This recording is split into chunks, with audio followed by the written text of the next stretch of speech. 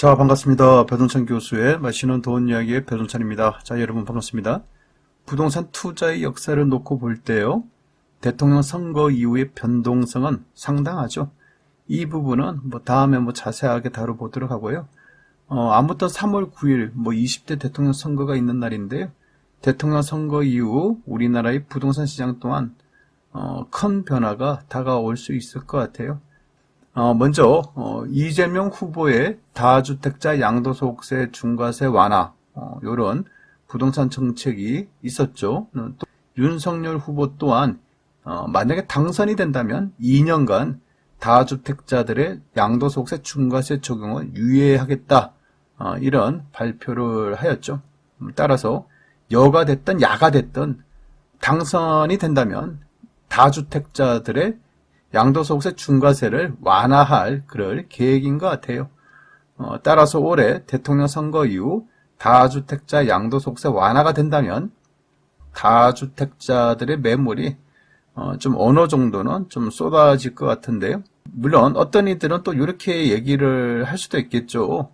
다주택자들에게 양도소득세를 완화시켜준다 하더라도 매물은 안 나올 것이다, 이렇게 주장하는, 이렇게 또 분석하시는 분들도 계실 거예요. 그러한 이유를 간략히 본다면 2020년 7.10 부동산 대책, 강력한 부동산 대책이었죠. 먼저 단기 양도 차익 환수로 이제 보유기간이 1년 미만은 그동안은 40%에서 이제는 70%의 양도소득세를 매긴다는 거 아닙니까?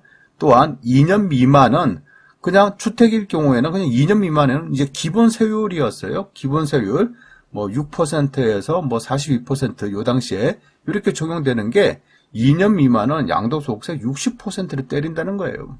그러니까 2020년 7.10 부동산 대책은 단기 매매자들에게 엄청난 부동산 대책이었다.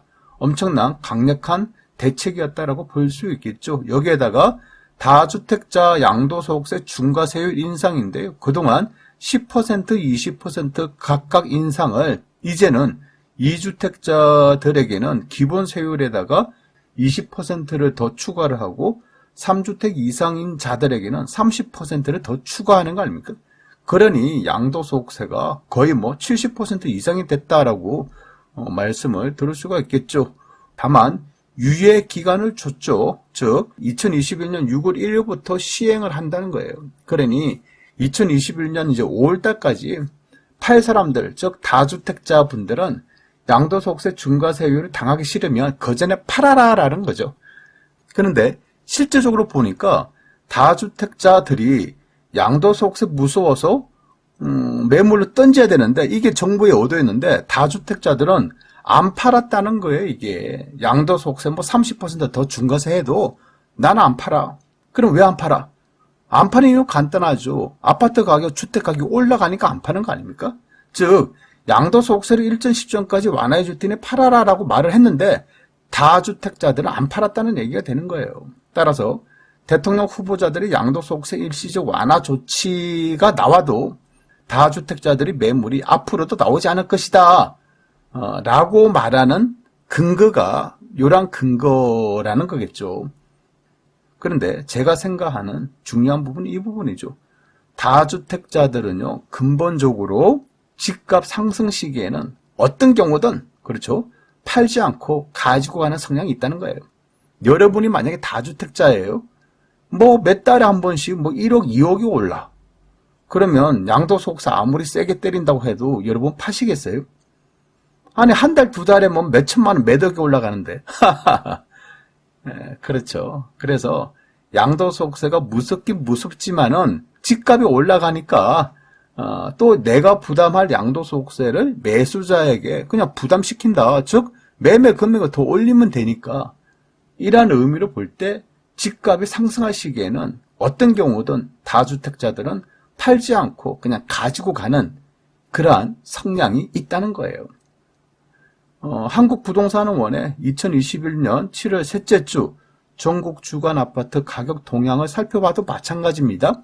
매매 가격 지수 변동률, 전국이든 수도권이든 지방이든 서울이든 이처럼 다 상승했다는 겁니다. 상승. 매매 가격 지수가 상승이고 그 옆에 있는 전세 가격 지수 변동률인데요.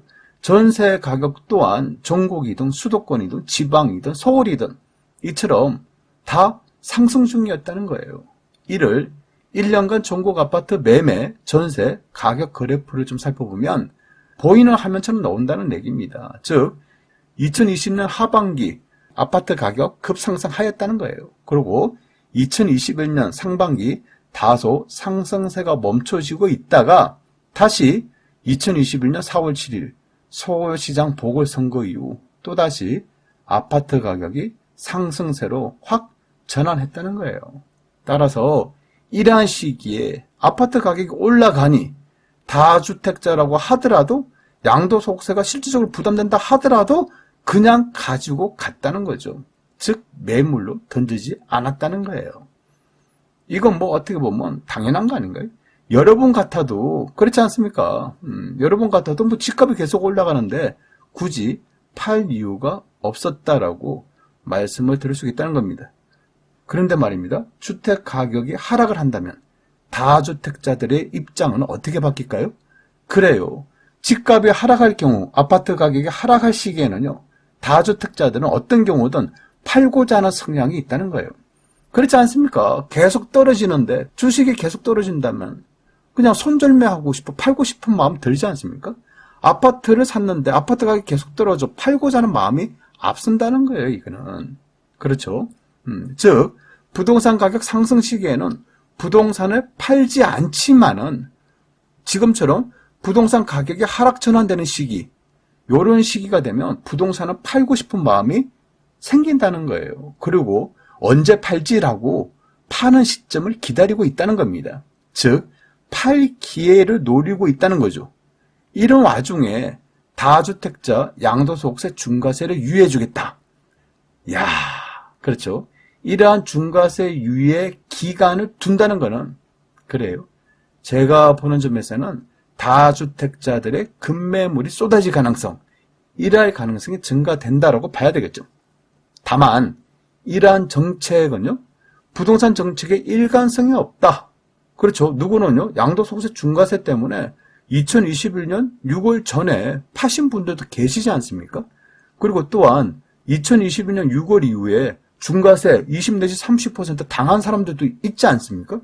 그런 사람들 입장에서는 중과세를 한다고 해서 내가 팔았는데 또한 나는 중과세 세금까지 납부를 했는데 이제 이 중과세를 유예 풀어주겠다. 이거는 뭐 말이 되는 소리냐. 부동산 정책의 일관성이 없는 부분 아니냐. 그리고 결론적으로 다주택자들, 아파트를 통해서 돈을 많이 번 자들, 그런 사람들에게 세금 혜택을 주는 거 아니냐. 이런 비난을 충분히 받을 수 있다는 겁니다. 다만 지금처럼 부동산 가격이 하락으로 전환되고 또 하락세가 계속 이어진다면 이러한 시기에 다주택자 양도소득세 중과세 유예를 주겠다. 이런 부분은 분명히 급매물이 출현할 가능성, 급매물이 쏟아질 가능성, 이럴 가능성도 증가되었다라고 이렇게 말씀을 드릴 수가 있을 것 같아요. 결국 급매물이 증가된다는 부분, 이러한 부분은 아파트 매물의 증가를 의미하겠죠. 아파트 매물의 증가는 아파트의 공급의 증가라고 봐야 되겠죠. 이런 와중에 매수자가 확 줄어들었으니까 수요는 줄고 공급이 늘었다. 결국 아파트 가격 또한 더 움츠러들 가능성, 이럴 가능성이 높아진다라고 이렇게 말씀을 들을 수가 있다는 겁니다. 이상까지 배종찬 교수의 맛있는 도움 이야기였습니다. 감사합니다.